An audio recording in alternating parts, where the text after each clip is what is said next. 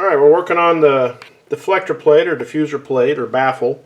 I went ahead and picked up some stainless steel bolts from the hardware store purely for down the road if I want to take stuff apart. I don't want to have to deal with rusty bolts, even though most of the inside be coated with grease, oil, whatever.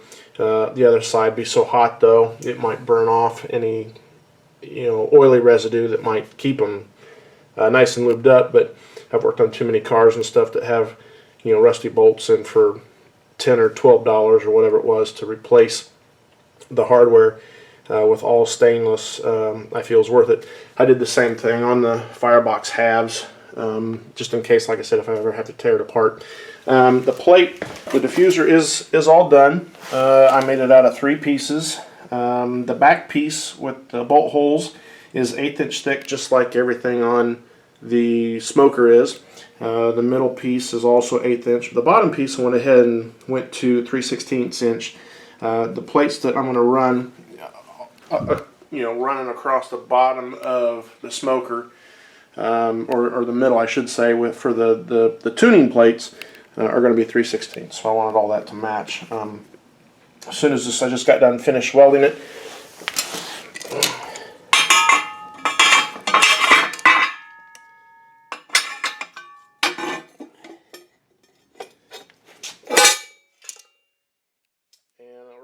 Right here, I welded that up solid. I didn't worry too much about this because that's basically just the opening for the firebox itself. I did on the other side, finish weld it to help keep the pieces tied together in case there's any warping.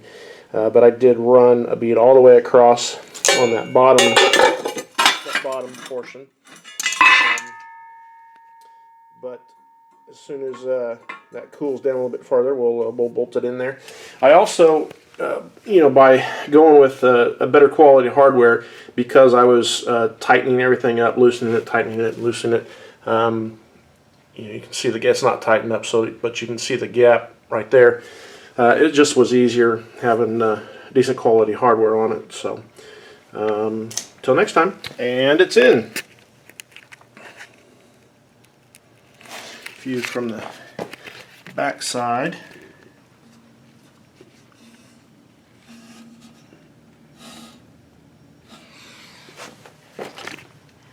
I debated on how far to bring that. The way I set that plate up, I could lower it. I've got about a 3/4 inch to an inch of height where the bolts are.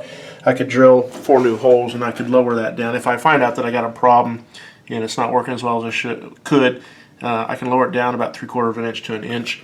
But with the angle of that plate, I think it's down far enough. I'd seen some that were, straight blocked off without much of a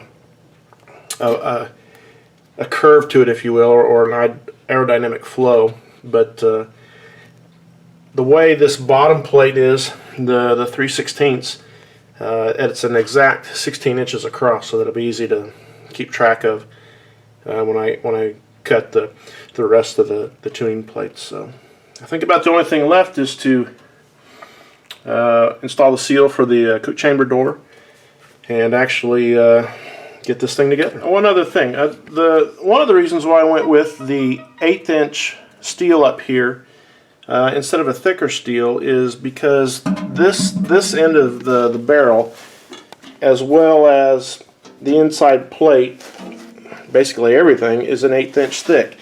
And I wanted, because of the bow in this versus the flat portion of the firebox, when you sandwich everything together, the waviness and whatever, I just wanted the same thickness of metal to be able to conform however that's going to go.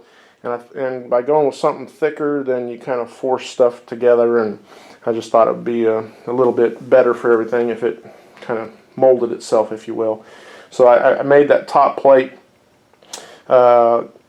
bolted everything together, then tacked weld the bevel piece, took it all off, finish welded it, and then put it back on and did the same thing for that bottom 3/16 plate.